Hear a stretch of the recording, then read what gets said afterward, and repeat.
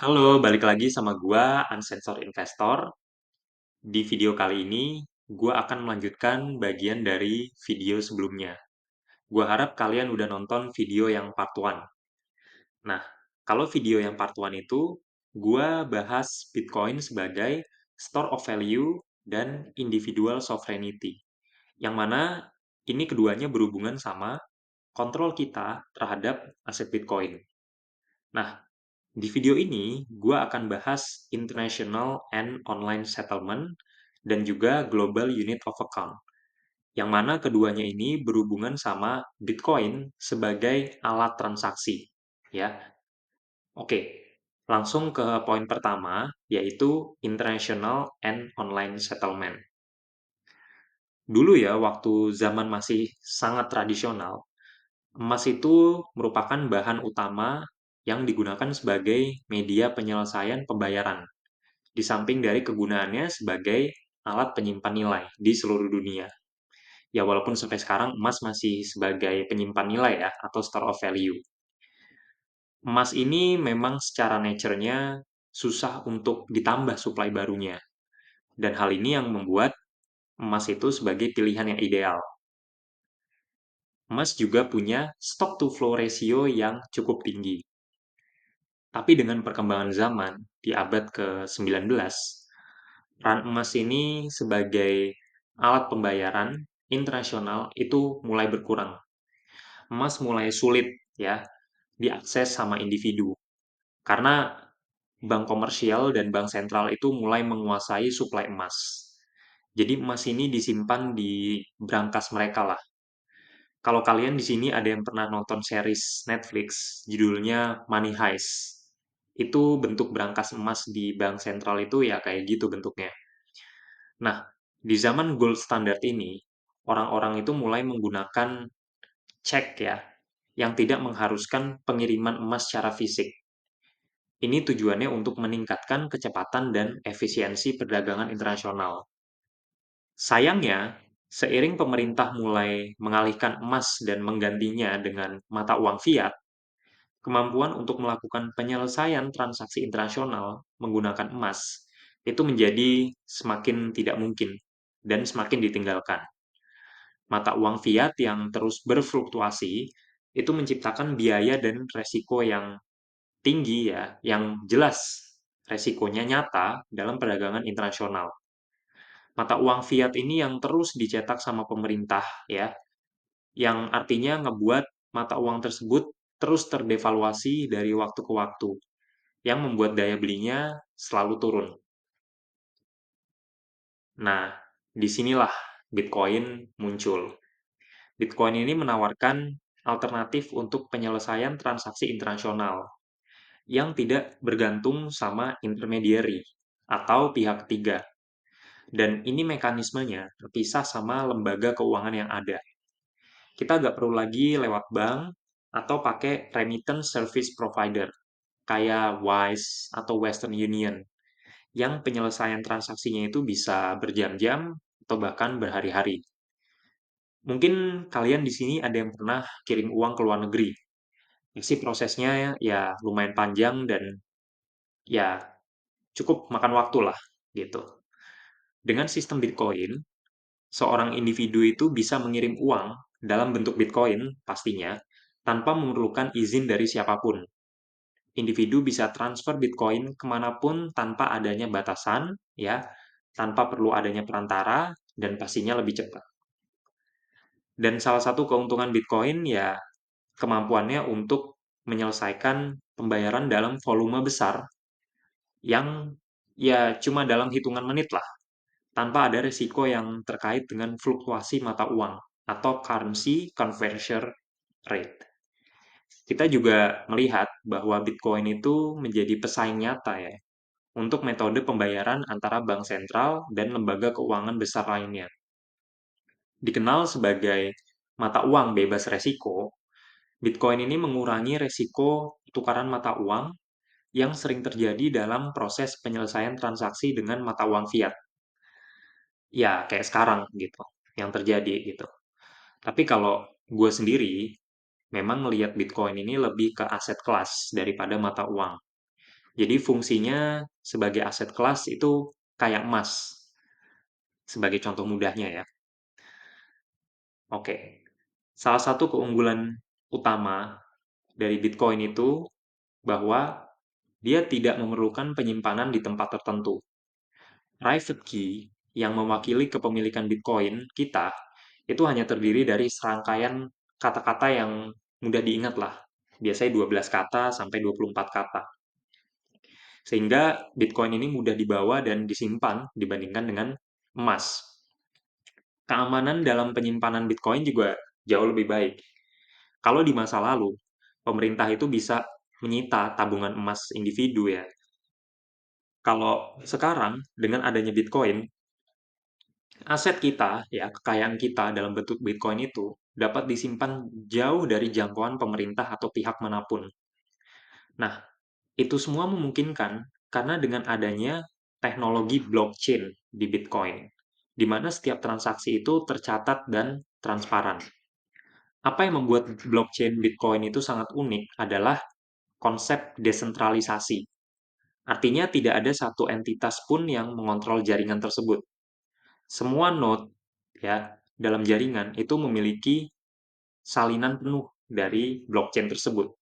Yang berarti bahwa setiap perubahan atau transaksi itu harus diverifikasi oleh banyak pihak. Nah, ini yang menawarkan tingkat keamanan yang tinggi ya dalam transaksi Bitcoin. Misalnya, ya, ada seseorang yang mencoba untuk memanipulasi satu blok dari blockchain, ya mereka harus mengubah blok yang ada setelahnya dan gagal untuk melakukan percobaan manipulasi tersebut tanpa adanya persetujuan dari lebih 50% node yang ada dalam jaringan. Keamanan ini yang menjadi sangat penting, terutama dalam konteks transaksi internasional. Dalam sistem keuangan konvensional, transaksi seringkali dapat dibatalkan atau diubah, yang mana ini memberikan kekuasaan sama bank atau pihak ketiga untuk mengendalikan proses pembayaran tersebut. Nah, tapi dengan blockchain Bitcoin, begitu semua transaksi udah dicatat, itu transaksi tersebut artinya udah final dan nggak bisa diubah. Yang artinya ini memberikan kepastian kepada pengguna. Dan blockchain juga transparan. Setiap transaksi yang terjadi di jaringan itu dapat dilihat oleh siapa saja yang memiliki akses ke blockchain. Informasi ini bersifat pseudonym, ya. Pseudonym ini artinya identitas pengguna itu tidak berhubungan langsung dengan alamat Bitcoin. Semua transaksi tapi tetap bisa dilacak, ya. Jadi artinya pseudonym itu kita nggak pakai nama kita sendiri gitu. Nah, dengan nature Bitcoin yang tidak bisa diintervensi oleh pihak manapun dan tanpa perlu perantara, Bitcoin ini dapat melakukan transaksi dengan biaya yang rendah dan dalam waktu yang singkat. Dan juga menawarkan cara baru yang efisien dan pastinya aman untuk menyelesaikan perdagangan di seluruh dunia. Nah, sekarang kegunaan Bitcoin sebagai Global Unit of Account. Jadi, Global Unit of Account itu artinya mata uang yang berfungsi sebagai ukuran nilai suatu barang atau jasa untuk transaksi internasional. Kalian bayangin di dunia perdagangan internasional, di mana berbagai negara itu menggunakan mata uang yang berbeda untuk transaksi. Ini pastinya ribet ya, sulit, karena harus menentukan nilai suatu barang ketika harga berbeda berdasarkan mata uang yang digunakan. Oke, gue kasih contohnya gini. Misalnya ada dua perusahaan. Satu perusahaan di Amerika, satu lagi perusahaan Jerman, mau melakukan transaksi. Si perusahaan Jerman itu mau impor suatu barang dari perusahaan US atau Amerika. Dalam praktek perdagangannya, si perusahaan Jerman ini perlu mengubah euro mereka ke US dollar. Karena US dollar itu mata uang untuk transaksi internasional. Ini bisa menyebabkan biaya tambahan karena nilai tukar yang berfluktuasi. Kalau misalnya euro lagi melemah terhadap USD, otomatis si perusahaan Jerman harus bayar lebih mahal, ya kan? Nah, disinilah konsep Global Unit of Account itu berperan secara krusial. sebagai alat untuk menyederhanakan transaksi lintas negara. Global Unit of Account memfasilitasi perdagangan lintas negara dengan menyediakan standar nilai yang stabil. Dengan adanya sistem ini, semua pihak dapat menyelesaikan perdagangan internasional itu dengan melakukan kalkulasi ekonomi dengan cepat dan mudah, layaknya menggunakan satu bahasa universal dalam dunia ekonomi. Jadinya, dalam perdagangan nggak perlu pusing-pusing atau ribet untuk konversi mata uang lagi. Oke, kita mundur sedikit ya ke zaman gold standard. Kalau sebelumnya, kan perdagangan internasional itu menggunakan mata uang fiat, kayak sekarang yang masih digunakan. Di masa lalu, itu sebenarnya waktu zaman gold standard, itu menawarkan solusi untuk masalah ini. Emas itu berfungsi sebagai standar moneter dunia yang independen dari kendali pemerintah manapun saat itu. Harga itu dapat dikalibrasi terhadap emas dan dinyatakan di dalam satuan emas, yang mana ini memfasilitasi perhitungan ekonomi lintas batas tanpa harus ribet-ribet eh, adanya konversi mata uang tadi. Tapi pengelolaan emas itu menjadi semakin centralized atau terpusat ketika emas itu beralih ke bank sentral. Pemerintah nih mulai mengambil alih dan menggantikannya dengan uang fiat. Yang uang fiat ini pemerintah kendalikan suplainya. Yang menjadikan uang sehat, yaitu emas, menjadi uang yang tidak sehat, yaitu mata uang fiat yang sekarang kita bahkan masih gunakan. Nah, Bitcoin ini juga bisa sebagai solusi untuk tantangan dalam sistem moneter internasional. Di sini gue tulis ya, satu Bitcoin setara dengan satu Bitcoin. Ini yang memudahkan orang dalam melakukan transaksi tanpa harus mempertimbangkan nilai tukar yang fluktuatif, seperti yang terjadi pada uang fiat zaman sekarang. Nah, dengan pasokan Bitcoin yang terbatas, cuma sampai 21 juta koin, Bitcoin ini memiliki potensi untuk berfungsi sebagai global unit of account atau satuan nilai global yang stabil. Mirip dengan emas yang telah lama digunakan sebagai standar internasional.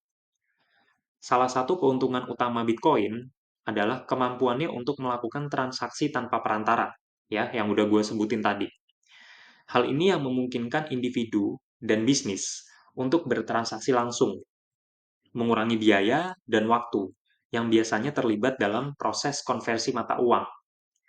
Verifikasi transaksi yang cepat dan transparan melalui teknologi blockchain itu menjadikan Bitcoin sebagai pilihan yang ideal sebagai global unit of account yang potensial, memungkinkan kemudahan dan keefisienan dalam perdagangan internasional. Oke, sekian aja penjelasan gua di video ini. Semoga ini bisa jadi ilmu yang baru buat kalian. Terus stay tune untuk lanjutan video setelah ini. Thank you buat kalian yang udah nonton. Jangan lupa subscribe, like, komen, dan share ke teman-teman kalian kalau kalian merasa video ini menarik dan bermanfaat. See you in the next video.